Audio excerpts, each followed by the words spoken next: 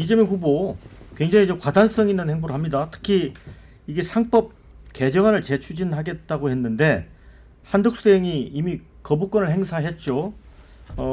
이사회 충실 의무 대상에 이제 주주를 포함하는 내용인데, 자 여기다가 이제 더한 상법 개정안을 이야기를 하고 있습니다.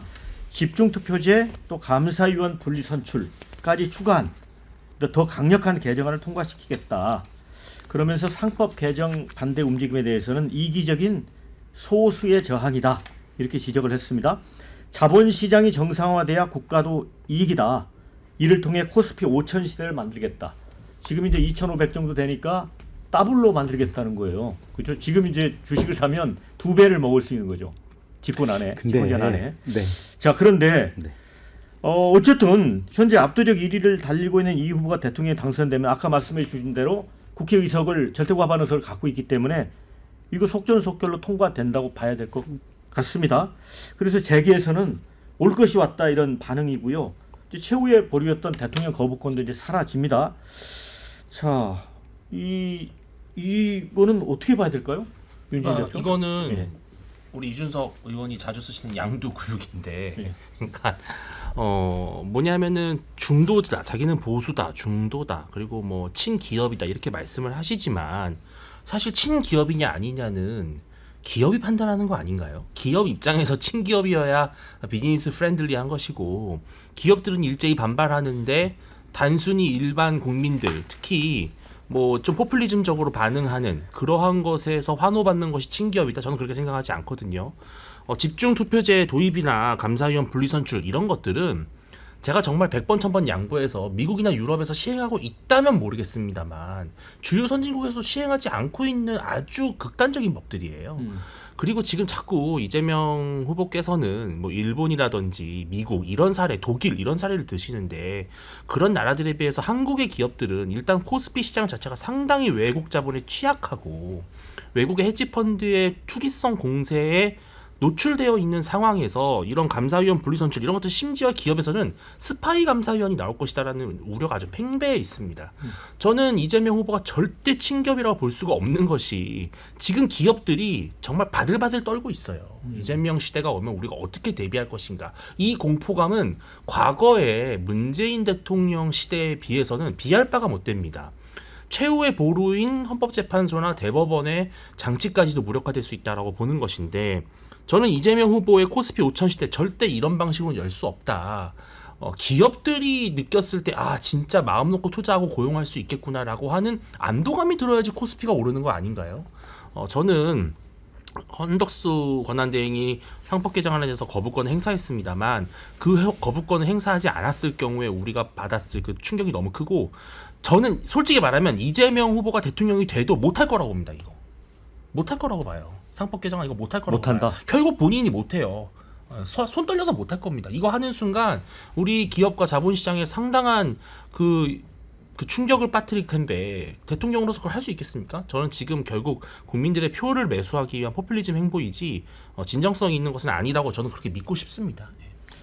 여기다 이제 한술 더 떴습니다. 그 상장사가 갖고 있는 자사주 이거 소각을 원칙으로 해서 주식 환원을 제도화하겠다. 김경준 의원님, 네. 이거 어떻게 보세요? 그러니까 이제 기본적으로 기업이 절대선은 아니기 때문에 기업 내부의 견제 장치가 필요할 수도 있고 여러 가지 어떤 제약적인 규정들이 필요할 수도 있어요. 그래서 이복현 금감위원장이 아니 나는 찬성한다. 찬성했죠. 예, 이제 그런 입장이었는데, 근데 반면에 이게 너무 강하게 기업의 목을 조이면 결국은 투자 의지가 약해지는 거 아닙니까? 그리고 이게 상법 개정안으로 주가지수 5천 시대를 간다? 그건 말이 안 되는 게요.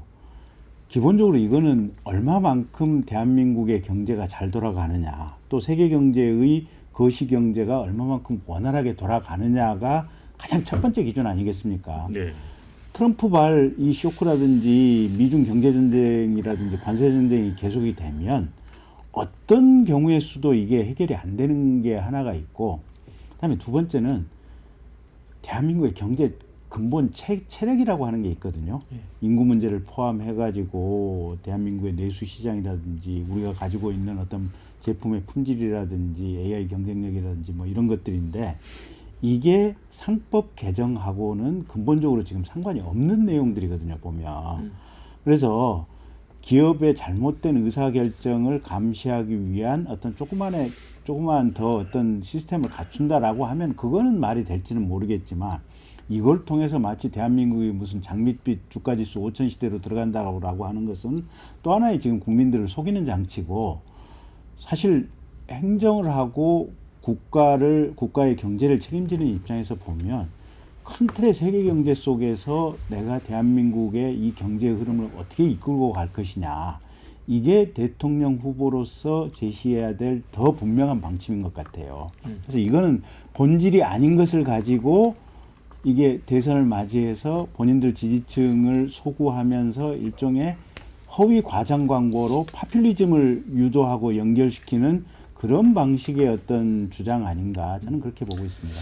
뭐 그런 측면도 있지만 이제 개미 투자자가 뭐 1,400만, 1,500만 된다고 하는 측면에서 보면 굉장히 소구력 있는 뭐 안을 냈다고 볼 수도 있고요. 그다음에 이재명 대표가 그동안 뭐 상속세도 그렇고 종부세도 그렇고 여러 가지 좀 타겟팅으로 공약을 많이 해왔습니다. 김영주 의원님. 네. 그 연장선상으로 봐야 되지 않을까요?